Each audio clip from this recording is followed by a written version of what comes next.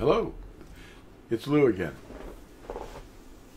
Something happened to me when I was really young. I was cutting the grass on a sunny afternoon one day, and I was obeying my dad. And we were a Catholic family at that time. Well, I was probably about 12 years old, maybe 11, and I was cutting the grass, and it dawned on me as I was finishing up that, oh, today's Sunday. And I felt this really deep, penetrating feeling that I should have been wearing sunglasses. No, that's not the thing that happened. The sunglasses wouldn't have helped. But it dawned on me that it was Sunday, and as a Catholic boy, I'd been taught that Sunday was a day we did no work. Well, if you ask a person on the street, just an average person, which day is the day of rest? When are we supposed to rest? What do you think most of them would say? How did that happen? Well, they've been programmed by men's teachings, not Yahusha. I can give you so many. You can't find the pagan day of the sun anywhere in Scripture. It's just not there. In fact, there's one place I thought it was odd that doing an article called Steeple People. Well, I was looking up the places where steeples were mentioned, or pillars, or obelisks, or whatever. There's the article right there, and you can download this at torazone.net. If you read Leviticus, or Uikra, chapter 26, verses 1 and 2, something pops out at you. He says he does not want you to build any pillars anywhere in your land. And then he mentions something very interesting about it. And he says, and this is Uikra, or Leviticus 26, verse 1 and 2, read for the BYNV. This is volume, or number 1, book number 1. Okay, here we go. Do not make idols for yourselves, and do not set up a carved image or a pillar for yourselves, and do not place a stone image in your land to bow down to it, for I am Yahusha, your Elohim. And then verse 2 says, guard my Shabbathuth, my Sabbaths, and reverence my Kodesh place. I am Yahusha. So you see right there, we've got verse 1 and verse 2 kind of line up with what you're not supposed to do. And that's exactly what they do. They make for themselves pillars, and they bow down to them. And they meet there, and they ring bells inside these big towers, just like the pagans always did. And you will find out that that's exactly what we've inherited. And we are not to live that way. Let's see. This is the Sunday Origins book. You can get this at Amazon and look it up. It's really inexpensive. It's one of the books that I put out. It's a research study on the origins of the day of the sun, why we obey it. Or we don't, but the world does. Anyway, let's put these. Oh, it got dark in here, didn't it? Anyway, on page 19. I've got a lot of pagan stuff on this book, but if you look at that right there, there's a trinity going for you. That's your Hindu trinity. They're bound to that stuff. Well, he talks about bowing to stuff. There's some more trinity stuff. I need to do another article. Just call it The Origins of the Trinity. Anyway, in 321 CE, Constantine issued an edict across his entire empire. In 321 CE. Sunday became the critical day, the official day of rest. And it was done in honor of the sun. That's why it's called Sunday. In 325, 4 years later, he held the Council of Nicaea. And he set up the festival of Easter, which is actually the proper name for the Earth Mother. And he defined Catholicism by Athanasius as a belief in three persons in one God. Well, there you go. It's going off the rails. Therefore, all Trinitarians are Catholics. I mean, by the definition of what Athanasius gave us. The King James translators were Anglican Catholics. They just didn't recognize the Pope as the head. Everything else was there. So Babel's instructions and influences came through them into the rest of the world, because the British Empire was downloading this through the missionaries, and the sun never set on the British Empire, as they say. Well, because they had all these colonies.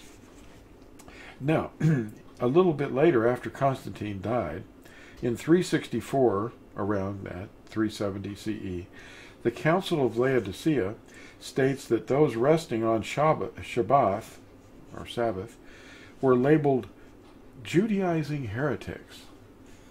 What? Yeah. And anathema, worthy of death. Constantine established Catholicism, and he changed the day of rest to Sunday, and he made it illegal, of course, to rest on the seventh day, which is what Scripture tells us to do. See, Sunday rest is something that Scripture does not speak to or know anything about.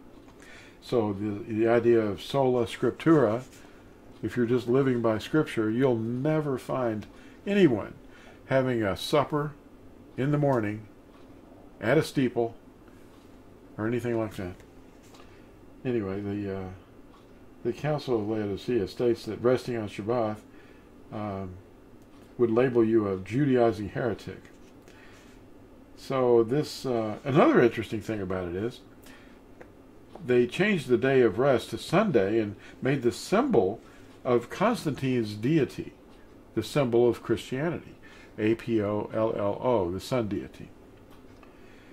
And that's called the crux. And this symbol was inherited from long before Constantine as a sun symbol. And he confused or mixed up Yahusha with his sun deity. He pledged Christianity to have nothing in common with the Yahudim. Constantine's predisposition was to avoid everything that Yahuwah commanded, and do everything possible that Yahuwah commanded us not to do. So Scripture, like Yahuwah, is consistent, and Yahuwah does not change.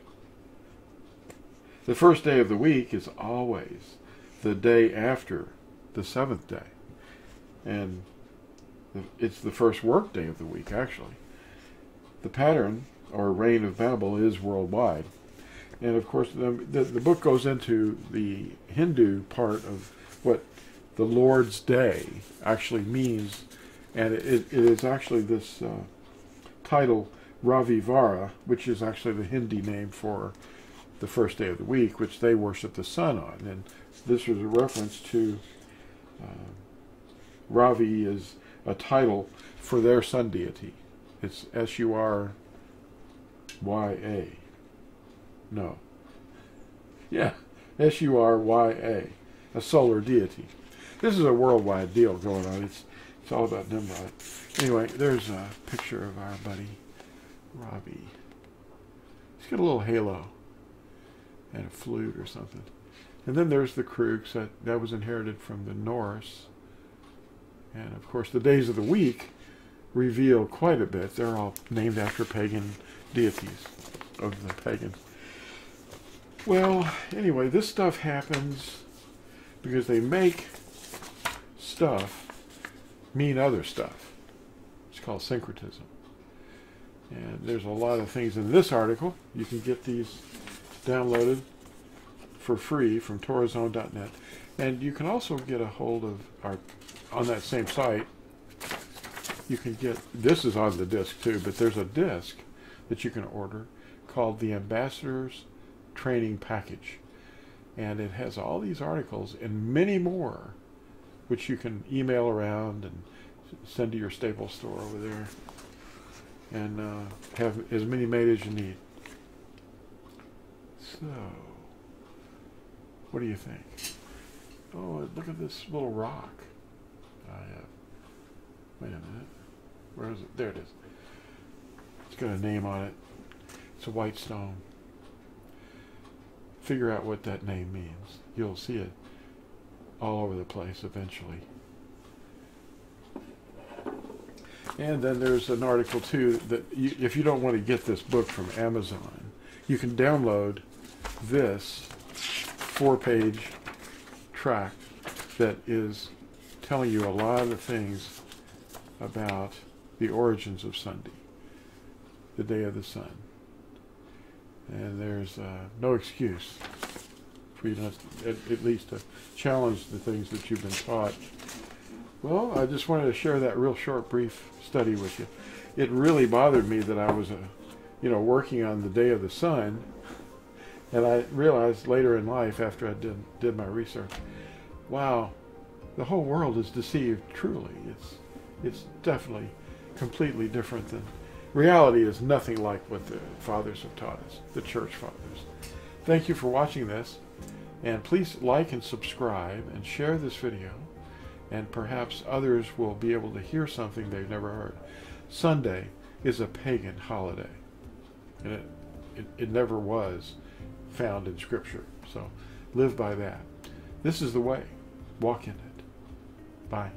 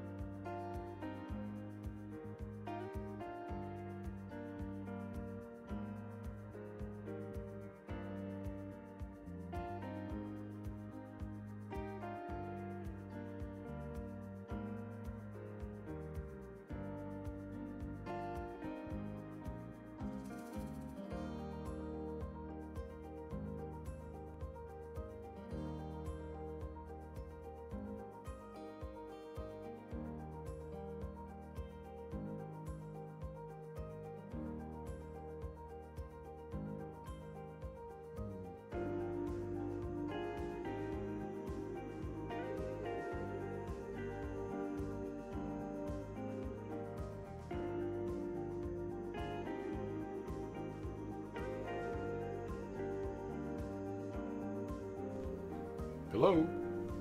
If you happen to be watching this on YouTube up there in the International Space Station, you can download these tracks that you're hearing about from www.torazone.net.